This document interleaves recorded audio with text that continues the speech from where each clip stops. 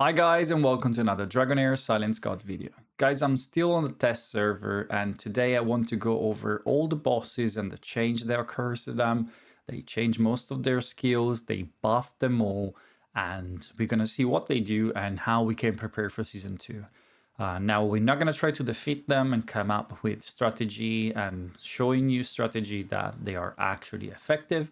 This is probably gonna be for another video down the line. But for the moment, we can overlook all the skills and see what they do. There is a lot to talk about, so we're probably going to jump into it very quickly.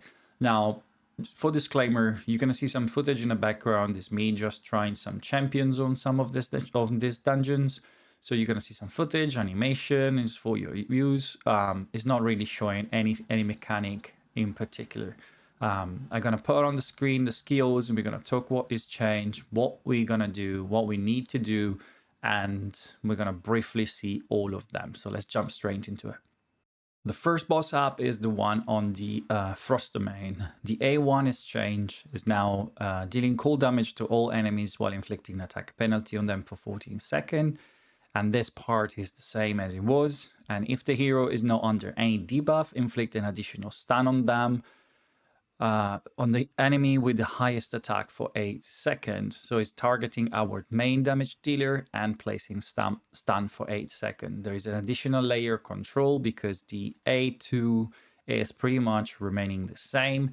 Rise Thorns to gain protection with a 30% shield. If the shield is not broken with 8 seconds, the Thorns will explode, dealing cold damage to all enemies and inflicting entanglement for 5 seconds. This is exactly the same it was in Season 1. Nothing changed over here.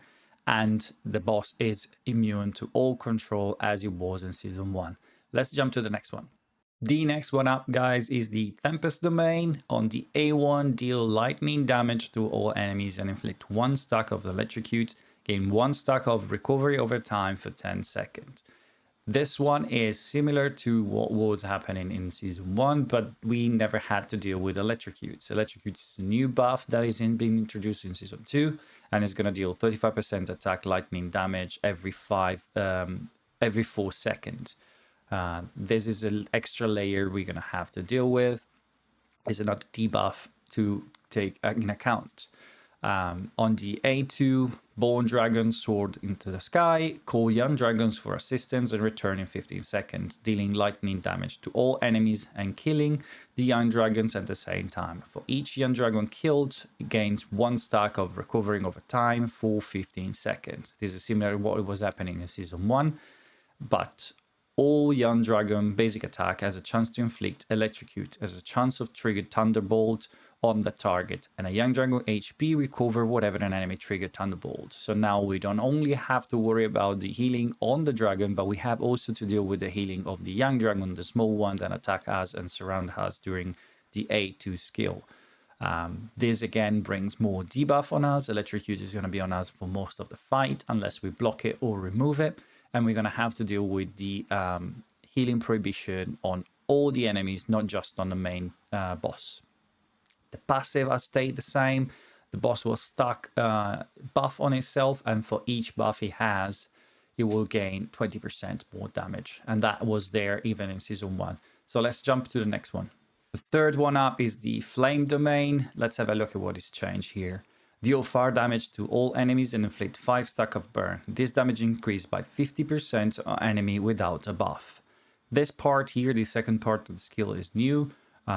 We used to have to deal with the burn on ourselves, but there was no damage increase if we didn't have any buff on us. So we're gonna need to bring buff to be able to not take that extra damage. Let's see the next skill. Deal fire damage to all enemies, trigger and consume all burns immediately. This is exactly the same as what was happening before. Nothing has changed over here. Let's have a look at the next one. Deal damage to enemies under burn, which increased by 30% for every stack of burn the target has. Additional basic attack will splash on 2 additional enemy with a chance of inflicting burn on them. This didn't used to be there. The entire skill has been reworked. I believe this used to be the basic attack, so probably this is going to replace the basic attack the boss does. And yeah, I mean, it will do more damage if we have burn, so we're gonna have to deal to try to remove those burn more often instead of just waiting and remove them in an entire stack before the ultimate. We're gonna have to see how this play. The splash damage might be not as impactful, but we're gonna have to try to remove those burn more often. So let's jump into the next dungeon. The next one up, guys, is the Grave of Venom. Here, most noticeably, the boss have more help. He has more Wisp at his side, 2 on the bottom, 2 at the top. They don't seem to place any debuff this time. There's no decreased defense. There's no specification on who they're targeting. It seems they're targeting always the boss target. And we have to kill one of them at least from what I've tested to get to the boss. Because whatever placement we do on the front line, they're all going to run to one side, to one of the Wisp, kill that Wisp, and then you're going to be able to target the boss as well. But let's jump into the skills and see what has changed over there. On the A1, this is a complete new skills. The boss used to have 2 skills, and now it has 3. The A1 deal poison damage to all enemies and dispel 1 debuff from all allies. So the boss is going to do an AoE on the entire board, and is going to dispel whatever debuff we place on the Wisp. This is going to be a new layer of annoying, but we can bring those debuff and time them out to happen probably after these kills. Let's have a look at the next skill. The next skill up is the A2, deal poison damage to enemy within range. This stay exactly the same, used to be the A1, is now the A2. And the A3, select an enemy with the highest max HP and strike them 3 times, dealing poison damage. Flame of Element poison will assist in the battle following each strike. So we're gonna get hit 5 times, time 3, which is gonna be very, very annoying. It's gonna be a low hit on our max HP champion. This used to be the target directly in front of the boss. Now we're gonna have to check our HP across the board. The passive are changed as well. The Deadly Harpy have a 60% chance of triggering the system of Flame Elemental Poison, who target always remain the same as the Deadly Harpy. Every debuff on Flame Elemental Poison reduce assistance rate by 30%. So if we have 2 debuff on the poisonous elements, the Wisp, they're not going to trigger any assistance. So we're going to have to bring more debuff in this fight. The boss is going to try to remove 1, but if we have 3 of them, we're not going to get hit by the side minion, and we're going to be able to kill them and get to the boss. I believe this is going to be the tactic we might going to use here. Let's see how it plays out. But let's jump into the next one and see what is changed over there. The next one up is the Grave of Curse. On the A1, the boss gained 30% attack up and 30% damage up for 18 seconds. This is the same as Season 1. The A2 deals dispel shield from the current enemy and deals necrotic damage to them. This is changed. The dispel shield was not there before. We could stock shield and we were kind of safe because the boss was doing no HP damage. Now we're going to have to factor this one. We're going to have to see who the target is, probably the one in front of them.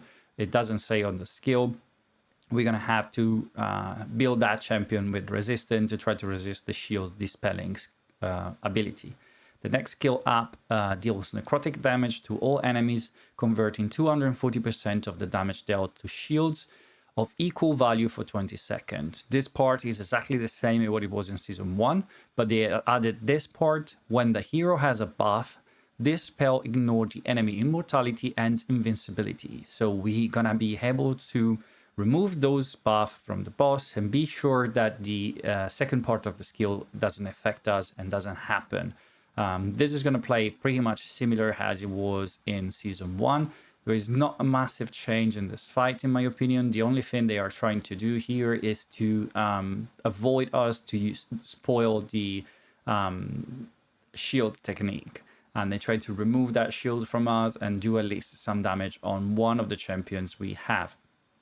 So we're probably going to have to build resistance, as I said, and it's probably going to play the same. But let's have a look at the next boss. So guys, the next boss up is Grave of Rot. Grave of Rot, A1 is changed.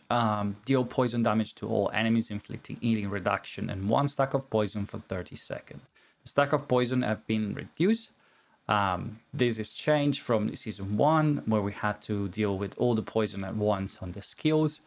The A2 is now saying center or current enemy and deal poison damage to enemy within range, inflicting recharge penalty on them. The damage is shared between all enemies within range. Now, this skills is not changed much. Only the second part has never been mentioned. The sheer damage was not shared in season 1. I don't think this is going to change massively. It's the same area that it was used to hit before. I don't see much difference over here. On the A3, devour the current target and shoot them for 4 seconds, dealing poison damage each second and restoring HP equals to 600% of the damage dealt. This A3 is exactly the same as it was in season 1. It's going to devour our tank straight in front of him and shoot it for 4 seconds. We're going to have to build that champion with very high defense. The next skill up is a passive, I believe.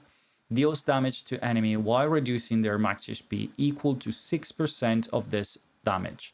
When dealing damage, this damage increased by 5% for every buff on the target, every debuff on the target is inflicted with. When taking damage, there is a 100% chance of inflicting 1 stack of poison on the attacker. So this skill here used to be listed as basic attack. I believe the first part applies to the basic attack. The second part is a sort of passive. So we're going to have to mitigate the damage we take, because every time we take damage, our max HP is going to be reduced. For every debuff we have, there's going to be a damage increase by 5%, which can start to hurt, really. And every time we attack the boss, we're going to have poison on ourselves. So the poison can stack up pretty quickly.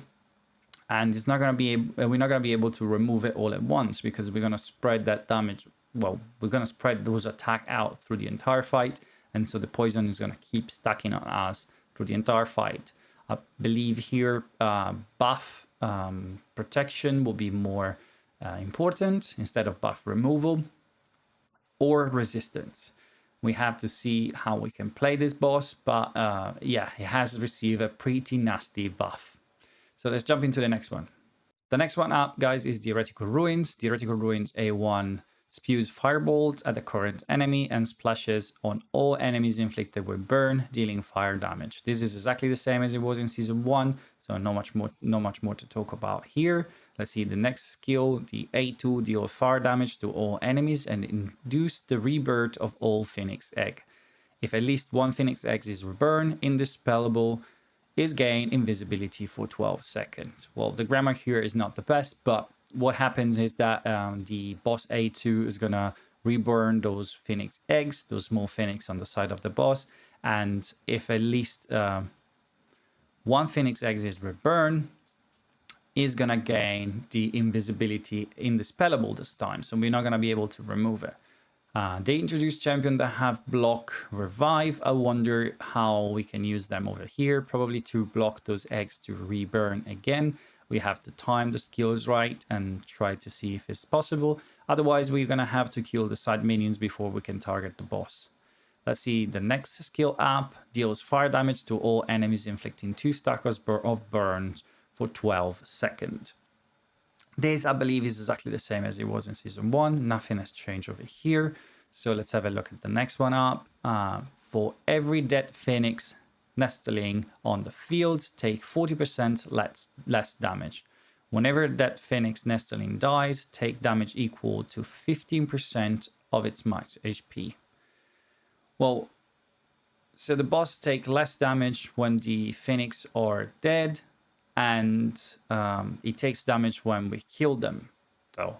So I believe we're going to have to survive longer, probably, if we play that way. If we play the way of killing the side minions, the fight is going to be slightly longer. We're going to kill the minions. The boss is going to take 30% damage every cycle. So we're going to have to do at least 3 up to 4 cycles, depending how much damage we do on the boss between the cycle of the small Phoenix. But yeah, that's pretty much everything for this boss. Let's jump to the next one. The next boss up and last one is the Ancient Battlefield. The A1 deal necrotic damage to the furthest enemy and inflict stun on them for 5 seconds. This part is exactly the same. We used to build the champion on the back with resistance to resist that stun.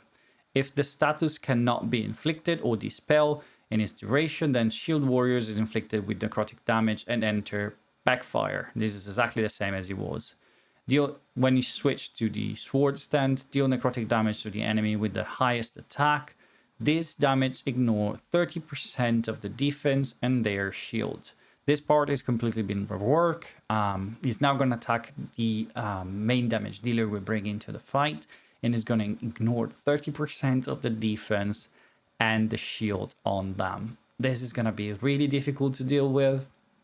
I don't know how we can really work around this one at the moment. We're going to have to try, play out, and see some few techniques on it. Let's see the next skill. The next skill, I can't read it. The next skill, I can't read it because it's still in Chinese, I believe. If I confront this one with the current skill, the words in English are exactly the same and in the same position. The timing are the same. So I am kind of believing that this skill has not been changed. I've tried to play the boss a little bit and it doesn't seem to have changed. So let's jump into the next one. The A3, Grentius can switch between shield form and sword form to gain different skill effect. Shield form basic attack deal necrotic damage to all enemies. Sword form basic attack deal necrotic damage to the current enemy. So this is exactly the same as it was. Nothing has changed over here. But the boss has a new passive. Reduces the ultimate down inflicted on Grentius by 50% additionally. So the boss is going to take less ultimate down effect. And Grentius gains 75% damage reduction for 15 seconds for every 25% loss of his HP. This effect can be stacked. So yeah, I mean, the boss now is going to have this points where he gains damage reduction. If we go through these very quickly, it's going to stack them up. And you can see in the footage behind, he really reduced the damage we're doing when he has those stacks up, and it's going to be much more difficult to do any damage when those buffs are up. So that is an extra layer to deal with. We're going to try some comps and see what we can do. The damage reduction is possible to be removed, I believe, or blocked at least. Not removed probably, but blocked. Let's see what we can bring on this fight.